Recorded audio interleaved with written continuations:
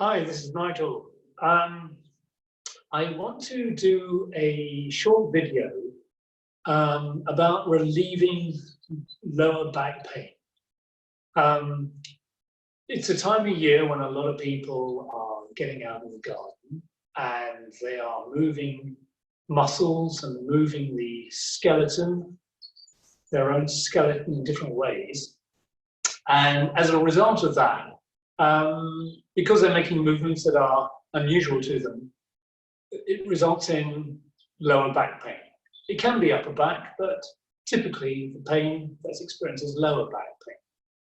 And it doesn't necessarily just come from gardening. It can come from a whole variety of things, from decorating to moving furniture, or to even just moving awkwardly, suddenly turning around or getting out of a car in a hurry. All these things can initiate back pain.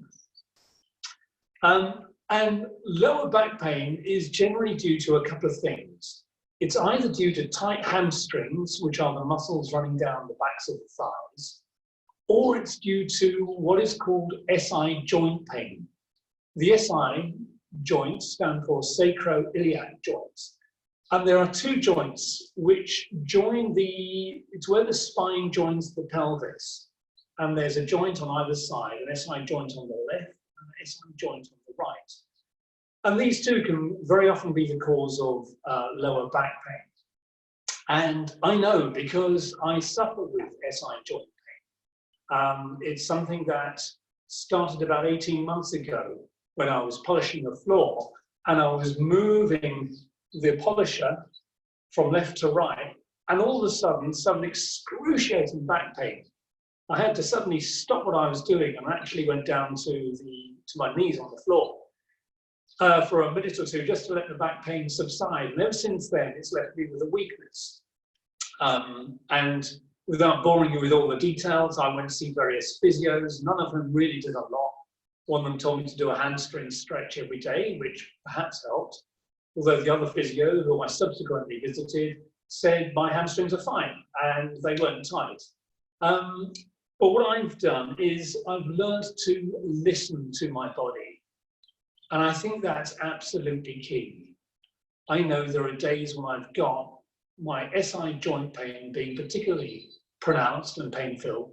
And as a consequence, I need to take care in the way I move. Other days, it's a lot less. What I find is that yoga really does help. And I can prove that simply by saying, when I've had the SI joint pain, and last year, for a period of time, it was very, very painful. I actually stopped doing yoga for a couple of weeks, and it didn't make any difference. I still had the pain.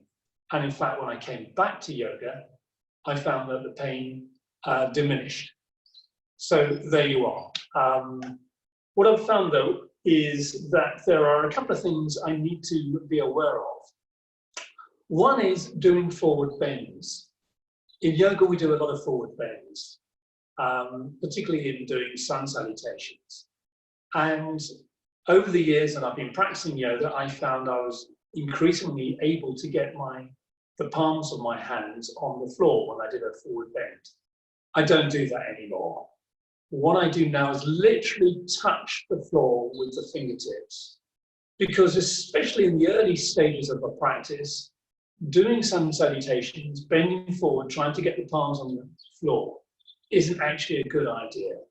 Might be different if I was 30 or 40 years younger, but I find now that if I just literally put the fingertips on the floor, it's a lot better. Another thing to be mindful of is when you first get up. And I've said this before in classes, that when you first get up, what happens to the spine overnight when you're sleeping is that the spinal discs fill up with the fluid because they're relaxed, they're not moving. So when you get up, the spinal discs are full of fluid. And if you were to measure yourself first thing in the morning after getting up, you'd find perhaps you're half a centimeter, even maybe a centimeter taller. And so when the spinal discs are full, they are a lot less flexible. And so moving around in the first hour after getting up, especially as you get older, you need to take care that you don't overdo it, you don't bend too far. So despite the fact I can generally quite happily balance on one leg while I put my socks on, when I do put my socks on very first thing in the morning before taking Freddie out for a walk, I will often sit down just to relieve the pressure on the lower back. One other thing before I begin the practice is how you sit. And that has become really, really important. I was someone probably who used to sit in the typical way. I would slouch a bit if I was sitting in a comfortable chair or a sofa, even sitting in a hard chair around a table. Over the past 18 months, especially during the past year, I've taught myself to sit up straight, and that's really important. If I slouch on the sofa watching the television, I go to bed with significant lower back pain. And sitting up straight is actually an attitude of mind. It's getting into a habit. And I now, when I sit down, almost instinctively sit up straight. When I drive the car seat, instead of being back, is a lot more upright. And I can drive for 2 or 3 hours and get out of the car without any back pain. When I sit on the sofa, I put my bum right at the back of the sofa. It means I've got my legs off the floor, but I move in such a way that I'm comfortable with the back. And that's important. So I can't stress that enough. If you've got lower back pain, make sure you sit up straight, because when you slump, all the pressure is compressed into the lower back, and that'll only make things worse. So with lower back pain, and particularly painful SI joints in mind, we need to do 2 things. We need to stabilize the SI joints, and we need to strengthen the muscles surrounding them and the muscles around the lower back. So that actually falls into the core, because the core isn't just at the front in the front abdomen, it's also around the back. So what I've designed are 2 practices. One is fairly short, and that is simply for relief of lower back pain. So if you've got lower back pain, you want some relief, the first part of the practice is very much for you. If you want to take it to the next stage and start thinking about strengthening the muscles around the lower back, and in essence, that's really important, because unless you do that, you're going to suffer with lower back pain. You need to strengthen the muscles around the SI joints, which will help to take the strain, if you like. So the second part of the practice is a little more robust and works on strengthening. So I'm going to come onto the mat. A couple of things. When you start this practice, you need 2 props. You need a belt or a strap, and you need a block. Now, if you haven't got a yoga belt, use a bathroom robe belt. And if you haven't got a block, just use a book.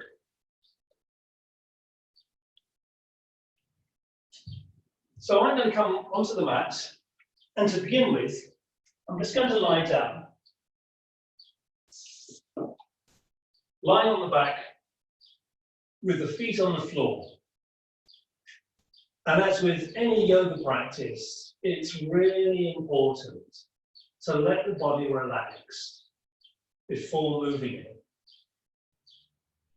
So spend a minute or 2 breathing deeply. Just letting the body sink into the mat,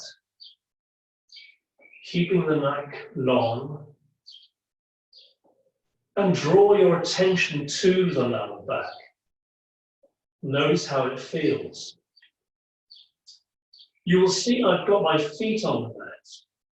You can take the legs all the way down, but most of us are built in a way that when we lie on the back, there's a little gap under the lower back. And it's hard to demonstrate now, perhaps, but perhaps you can see I can get my hand underneath the lower back. By bringing the feet onto the mat, I'm not pushing my lower back into the mat because that's not really helpful. But it does lend a little more support to the back in general.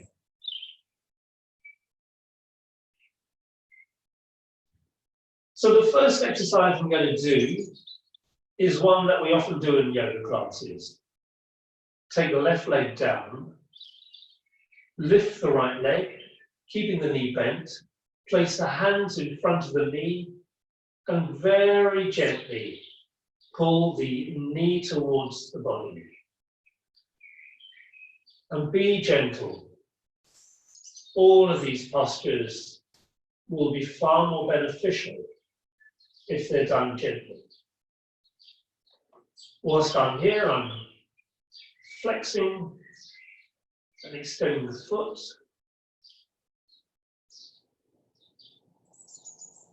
And if you want to, you can raise the head, taking the forehead or the nose towards the knee. And just hold it there and breathe.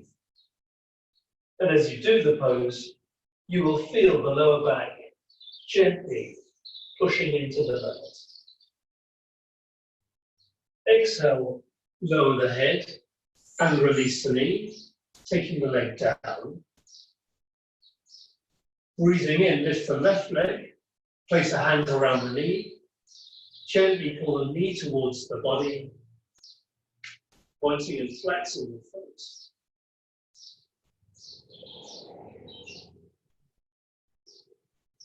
And then lift the forehead, bring it towards the knee, hold it there, and breathe.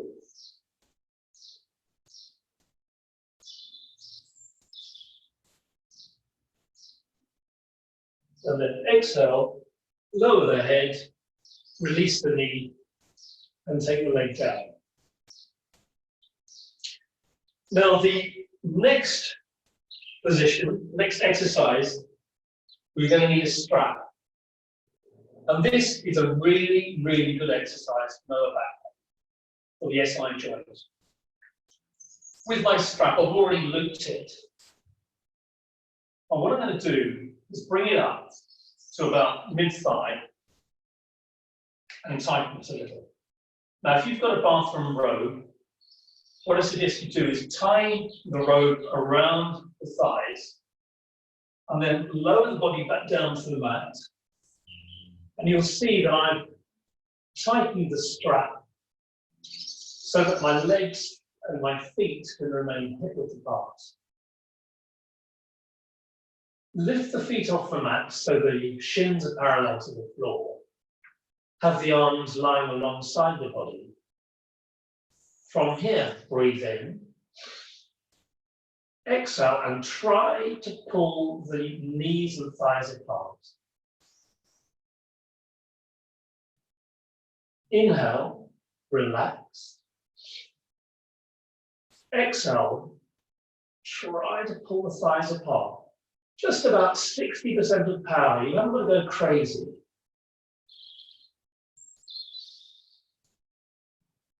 But what we're doing here is just gently spreading the joints very slightly, trying to realign them, which is so key in stabilizing the joints.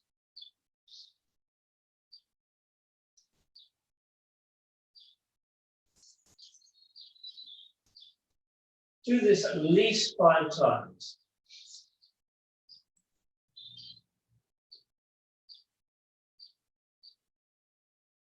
And then lower the feet, or take the belt off, or the strap off first.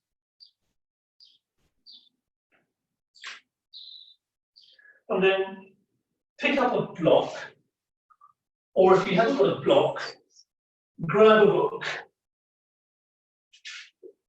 Don't tell Patricia, but this book is the size of my block, and that will be fine. So take the body back down to the mat, and squeeze the block between the thighs. We're going to do exactly the same as we did before, but I'm going to turn the book the other way. Take a deep breath in, and as you breathe out, squeeze the thighs together. Inhale, relax. Exhale, squeeze. 3 more times. Breathe in. And squeeze as you breathe out. Once more, breathe in. Exhale, squeeze. Breathe in once more. Exhale, squeeze the thighs together. Again, this is part of stabilizing the SI joints. And then release. Take the book down. I recommend, in fact, you get a block. This book is far too heavy.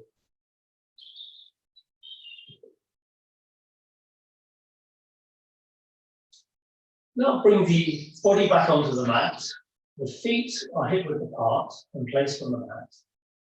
Raise the right leg so the shin is parallel to the floor and at right angles to the thigh. Place the hands together on the right thigh. Breathe in. And as you exhale, try to bring the knee towards you, but use the hands to push away so you're creating tension. Repeat this 4 more times. Relax as you breathe in. Exhale. Just create that tension. Just about 60% power, that's all.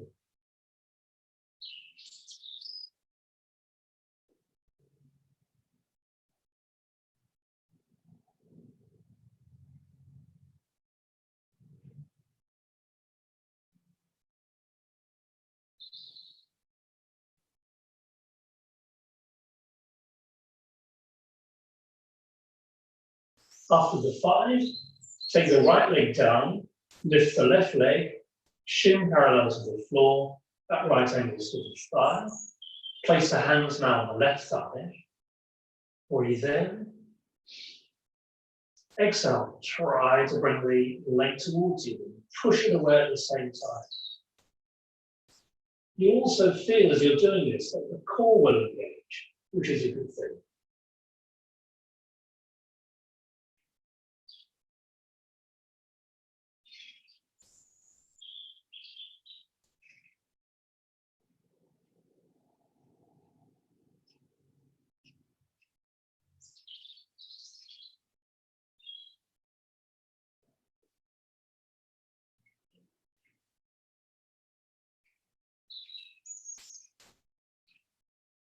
Final exhale.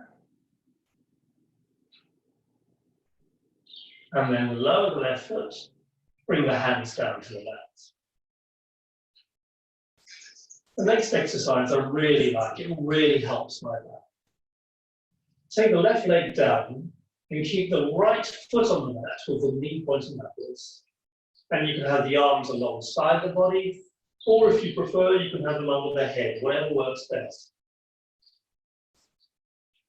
Take a deep breath in. As you exhale, push into the sole of the right foot and just see if you can lift the right hip. Just a touch, just a centimetre off the mat. Relax as you breathe in. Exhale. Once again, push into the right foot and lift the hip. Do this 3 more times.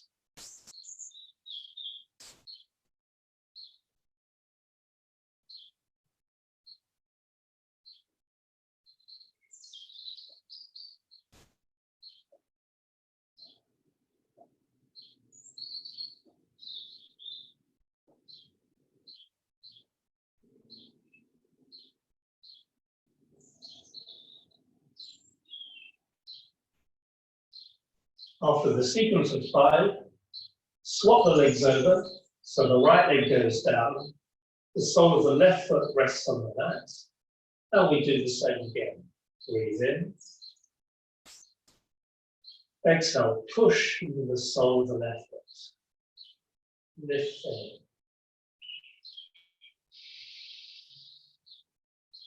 You just need to lift the hip just a touch.